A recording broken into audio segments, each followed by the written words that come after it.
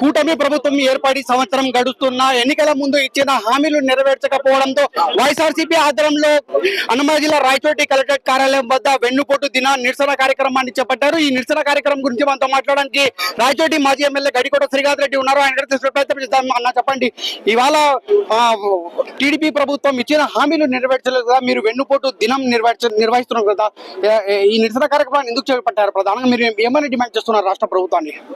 వెన్నుపోటుకు మారుపేరు చంద్రబాబు నాయుడు అన్నటువంటి విషయము దేశ ప్రజలకు అందరికీ కూడా తెలుసు.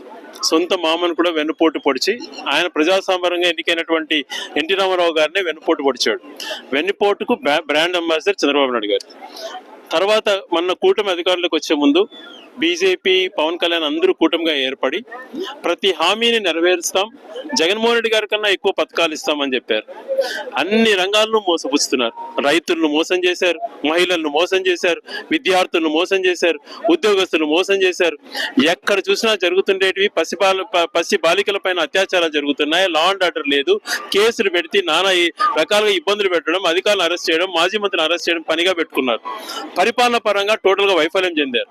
మేము ఒకటే అడుగుతున్నాం, నువ్వు 50 ఏళ్ల తర్వాత బీసీలకు, మైనార్టీలకు, ఎస్సీ ఎస్టీలకు పెన్షన్ ఇస్తానన్నావు, ఎందుకు ఇవ్వట్లేదు?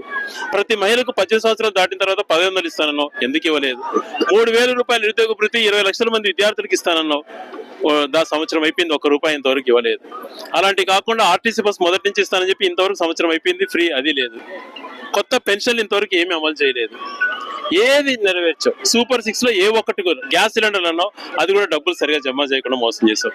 ఇన్ని రకాల మోసం చేశాడు కాబట్టి ఈ రోజు ప్రజలంతా కూడా ఈరోజు రాయచూడి నియోజకవర్గంలో జస్ట్ ఒక పిలుపు మేరకు, జగన్మోహన్ రెడ్డి గారు ఒక పిలుపు మేరకు ఒక్క వెహికల్ పెట్టకపోయినా, ఒక రూపాయి ఇవ్వకపోయినా స్వచ్ఛందంగా అభిమానంతో ఇంత పెద్ద ఎత్తున తరలివచ్చినటువంటి ప్రతి కార్యకర్తకు కూడా పదాభివందనం చేస్తున్నా. వాళ్ళ కమిట్మెంట్ చూసి నిజంగా ఆశ్చర్యపోతుంది.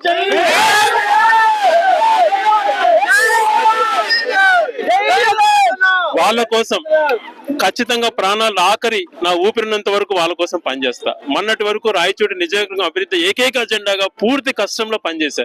ఈ నియోజకవర్గాన్ని రూపురేపును మార్చగలిగే, జిల్లా కేంద్రం చేయగలిగిన అనేక అభివృద్ధి కార్యక్రమాలు చేశాను. ఇది కొనసాగిస్తూ నెక్స్ట్ మా క్యాడరే ఇంపార్టెంట్ గా ఇప్పుడు ఉన్నటువంటి ప్రతి వ్యక్తిని గుండెలో పెట్టుకొని చూసుకునే బాధ్యత తీసుకుంటాను. వాళ్ళ యొక్క కష్టాన్ని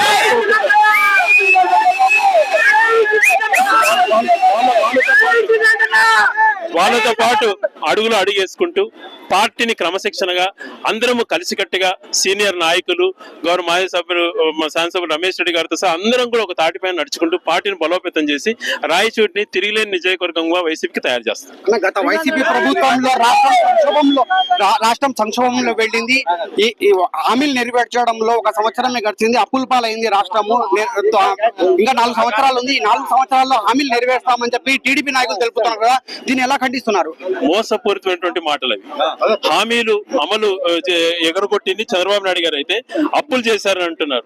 చంద్రబాబు నాయుడు గారు దిగిపోయే ముందు ఎంత అప్పులు ఉన్నాయి, జగన్మోహన్ రెడ్డి పీరియడ్ లో ఎంత అప్పులు చేసింది అసెంబ్లీ సాక్షిగా చెప్పడం జరిగింది. ఈ సంవత్సర కాలంలోనే చంద్రబాబు నాయుడు గారు 1,50,000 కోట్లు అప్పులు చేశాడు. మొత్తం జగన్మోహన్ రెడ్డి గారు 5 సంవత్సరాలలో 3 లక్షల కోట్లు అప్పులు చేశారు.